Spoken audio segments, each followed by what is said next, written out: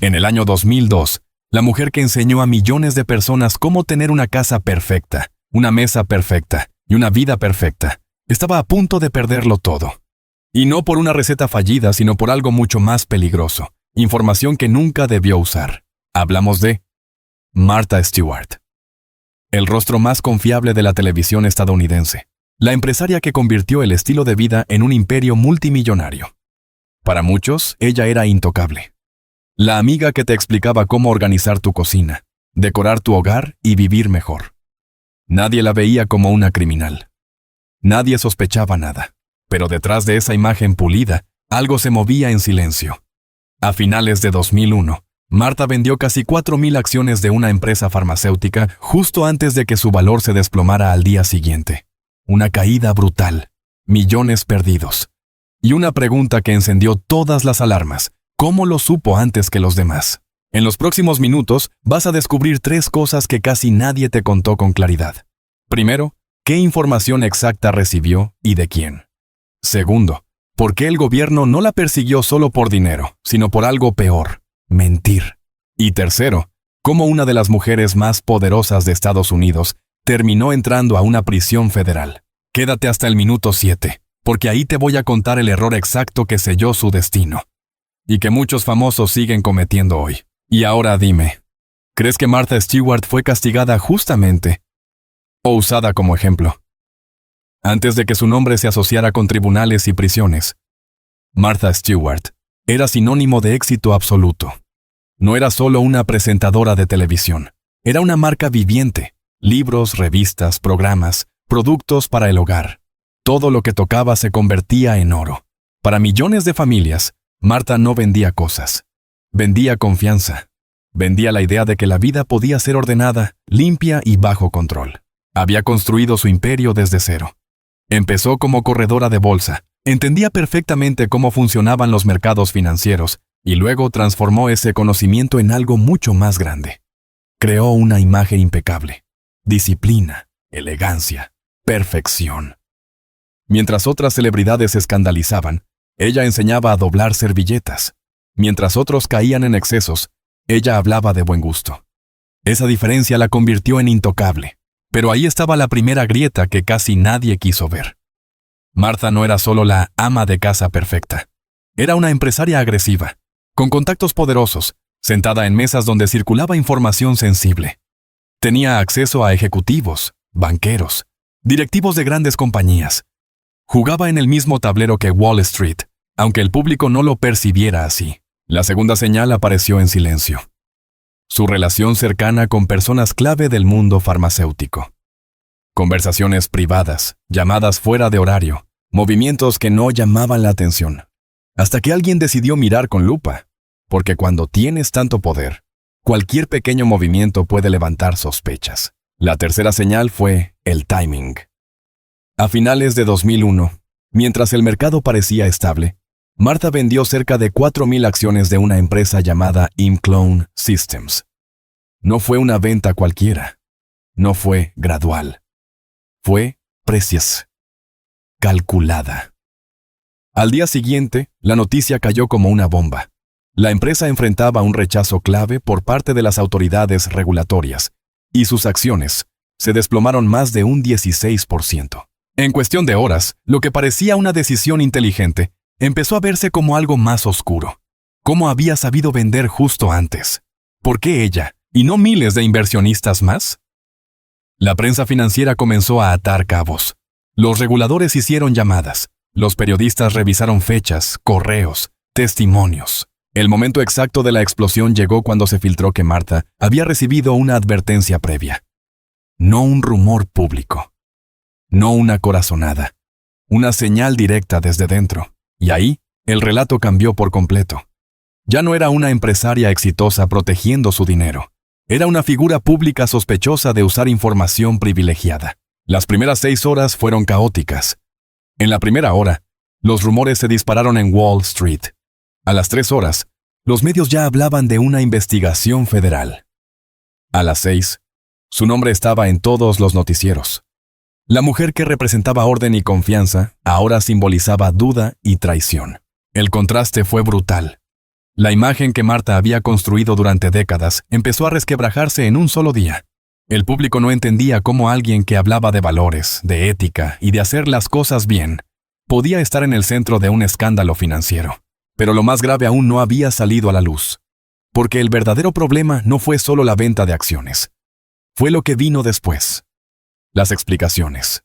Las versiones que no cuadraban. Las palabras que, sin saberlo, la estaban empujando directo al abismo.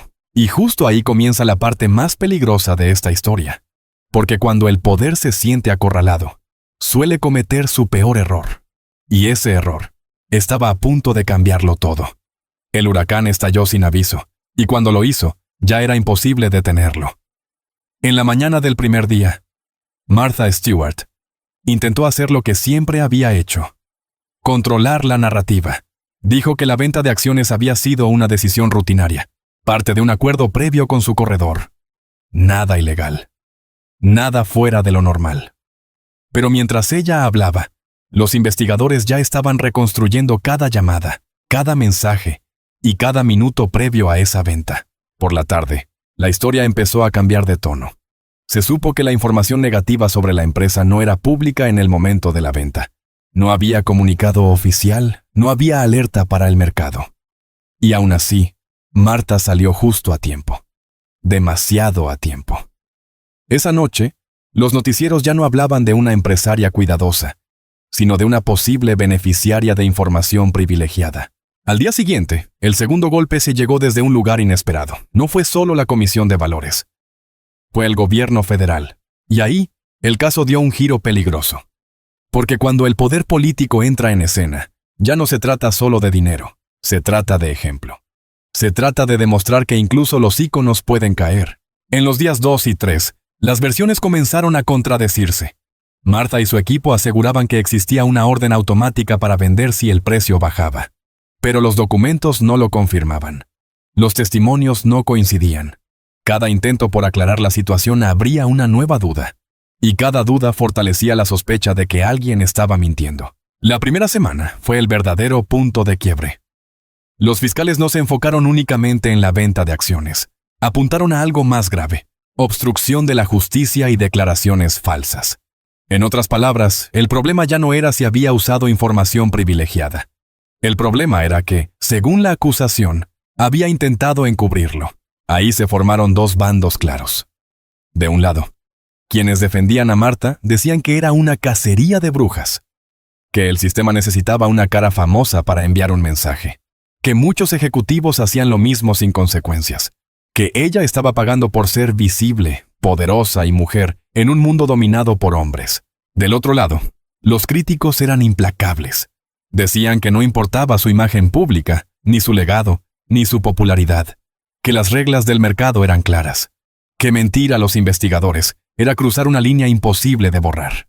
Para ellos, Martha no era una víctima, era un símbolo de privilegio abusado. Y entonces llegó el momento viral. Las imágenes de Martha enfrentando a la justicia recorrieron el mundo. Titulares demoledores, chistes, memes. La mujer de la perfección ahora representaba el error. La ironía era demasiado poderosa para ignorarla. Las consecuencias no tardaron en sentirse. Sus empresas perdieron valor. Marcas se distanciaron. Su nombre, que antes garantizaba confianza, ahora generaba incomodidad. Y lo más duro, la posibilidad real de prisión ya no era un rumor, era una amenaza concreta. Pero lo que nadie esperaba era lo que estaba por venir. Porque el juicio no solo iba a decidir su futuro legal, iba a redefinir quién era Martha Stewart para siempre. Y cuando el veredicto llegó, el golpe fue más fuerte de lo que muchos imaginaban. Cuando el veredicto cayó, el silencio fue ensordecedor. Martha Stewart fue declarada culpable y por primera vez en su vida perdió el control absoluto de todo. No hubo discursos elegantes, no hubo recetas para arreglar el desastre. Solo una sentencia clara: 5 meses en una prisión federal. Los primeros meses después del juicio fueron un vacío total. Desapareció de la televisión, de las revistas, de los eventos. Pasó de dirigir un imperio a compartir rutinas estrictas, horarios marcados y una identidad completamente distinta, reclusa. Para alguien que había construido su vida alrededor del orden y la perfección, la humillación fue profunda. Cada día, Era un recordatorio de que su apellido ya no significaba poder. Durante ese tiempo, muchos pensaron que su historia había terminado ahí, que nadie volvería a confiar en ella, que el público no perdonaría una caída tan contradictoria. Pero Marta no desapareció. Observó, esperó, aprendió. Entendió algo que pocas figuras públicas aceptan. El silencio también puede ser una estrategia. Al salir de prisión, no hubo una gran celebración. Su regreso fue lento, casi incómodo. Primero, entrevistas medidas. Luego, apariciones calculadas. No pidió lástima, no se presentó como víctima. Se mostró disciplinada, consciente de su error y enfocada en reconstruir su nombre, no en justificarlo. Esa diferencia marcó el inicio de su comeback. Con el tiempo, su imagen comenzó a transformarse. Ya no era solo la mujer perfecta. Era la mujer que había caído y había pagado el precio. Volvió a trabajar, a producir contenido, a conectar con una audiencia que ahora la veía más humana. Irónicamente, el escándalo la hizo real para muchos. En el plano profesional, el golpe fue duro, pero no definitivo. Perdió su lugar en el consejo directivo de su propia empresa y tuvo que mantenerse al margen durante años. No fue hasta 2011 cuando pudo regresar oficialmente, un símbolo claro de que el sistema no olvida, pero tampoco cierra todas las puertas para siempre. En su vida personal, el cambio fue evidente. Menos exposición, menos control obsesivo de su imagen pública, más cautela, más distancia del poder financiero que alguna vez manejó con tanta confianza. Cambió de verdad. Todo indica que sí. No porque quisiera, sino porque entendió el costo real de cruzar ciertas líneas. De esta etapa quedaron 3 lecciones claras. La primera, el prestigio no te protege cuando la ley toca la puerta. La segunda, mentir agrava cualquier error. Y la tercera, quizás la más incómoda, es que el público puede perdonar, pero nunca olvida del todo. Y aún así, la historia no termina aquí. Porque más allá de la cárcel y del regreso, hay una pregunta que sigue incomodando a muchos. Una verdad que rara vez se dice en voz alta. Y es justamente ahí donde esta historia revela su significado más profundo. La historia de Martha Stewart nunca fue solo sobre dinero ni sobre acciones vendidas a tiempo. Fue, en el fondo, una historia sobre control. Sobre lo que ocurre cuando alguien pasa décadas creyendo que todo puede ordenarse, medirse y corregirse. Incluso la verdad. Porque si algo dejó claro este caso es que Martha no cayó por ser rica, ni por ser famosa. Cayó porque creyó que podía manejar la situación como había manejado su imperio. Con precisión, con autoridad y sin consecuencias. El sistema podía tolerar una venta sospechosa. Lo que no toleró fue la mentira. Ahí fue donde se rompió todo. Y aquí viene el dato que casi nunca se menciona. Otras personas involucradas en el mismo entorno financiero nunca pisaron una prisión. Algunos perdieron dinero, otros pagaron multas. Pero no cargaron con el peso simbólico que cargó ella. ¿Por qué? Porque Martha Stewart no era una ejecutiva más. Era un símbolo nacional.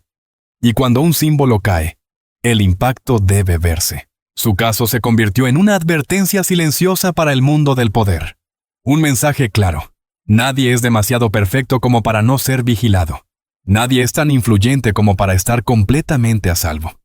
Y sobre todo, nadie puede ganar cuando decide mentirle al sistema que lo sostiene. Años después, Martha volvió. Construyó su carrera. Recuperó dinero. Rehizo su imagen. Pero algo cambió para siempre. Nunca volvió a ser intocable. Nunca volvió a representar perfección absoluta. Y tal vez, paradójicamente, eso la hizo más real que nunca. Esta historia conecta con muchas otras que ya conoces. Celebridades que cayeron no por el error inicial, sino por intentar esconderlo. Figuras públicas que lo tenían todo, y perdieron más por orgullo que por delito. Y si te interesa entender por qué el poder suele repetirse en sus errores, esta es solo una pieza del rompecabezas. Ahora dime tú, ¿crees que Martha Stewart pagó un precio justo? ¿O fue utilizada como ejemplo para asustar a otros? Si esta historia te hizo pensar, deja tu comentario. Dale like si crees que nadie está por encima de la ley. Suscríbete si quieres seguir descubriendo lo que realmente se esconde detrás de los grandes escándalos. Y compártelo con alguien que aún crea que la imagen lo es todo.